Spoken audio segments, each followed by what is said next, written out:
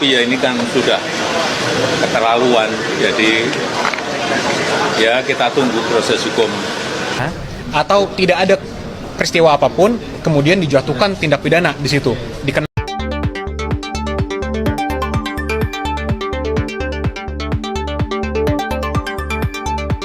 Saya itu sebetulnya sedih.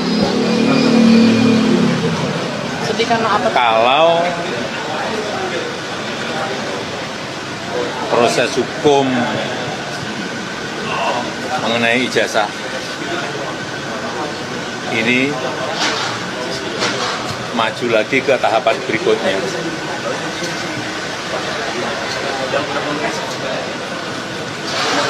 Saya kasihan, tapi ya ini kan sudah keterlaluan, jadi ya kita tunggu proses hukum selanjutnya. Ya saya rasa itu aja. Mas, kalau di medsos itu berseliweran isu kalau isu ijazah palsu ini settingan itu gimana?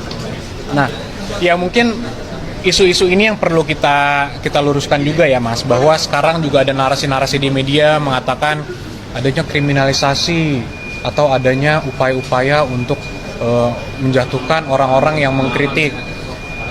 Ini perlu saya sampaikan di sini bahwa kriminalisasi itu kan ketika ada suatu perbuatan yang bukan merupakan tindak pidana atau tidak ada peristiwa apapun, kemudian dijatuhkan tindak pidana di situ, dikenakan seakan-akan itu tindak pidana, itu kriminalisasi. Di kasus ini kan kalau menurut pandangan kami itu clear, perbuatannya ada semua, sudah kita laporkan juga. Semua itu sudah objeknya kita laporkan, saksinya ada, objeknya ada.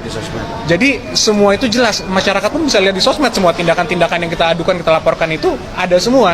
Jadi kalau narasi-narasi yang seperti kriminalisasi itu sangat kita sayangkan lah, bahwa ini settingan, bahwa Pak Jokowi ingin menjatuhkan orang itu ke penjara, itu sangat tidak benar, menyesatkan, dan kita sangat sayangkan.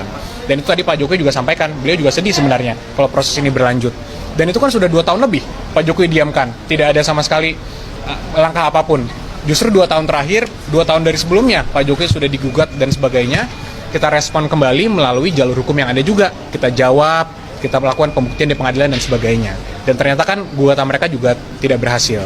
Jadi sekali lagi, untuk kalaupun ada narasi-narasi seperti itu, ya kami minta dihentikan karena itu tidak benar dan menyesatkan. Karena kalau ada mahasiswa hukum justru yang menghubungi saya, Mas, ngomong ke saya, kalau kriminalisasi bukannya justru Pak Jokowi yang dikriminalisasi. Ijazahnya ada, asli, tapi seakan-akan dari media di framing seakan-akan itu palsu. Jadi siapa yang dikriminalisasi di sini? Jadi kalau ada pihak-pihak narasi-narasi yang mengatakan, oh ada kriminalisasi, Pak Jokowi ini semua yang dilaporkan ini seakan-akan ini diperiksa tanpa ada dasar hukum yang kuat. Ya ini sangat tidak benar lah. Kita semua juga bisa melihat kok tindakannya jelas ada.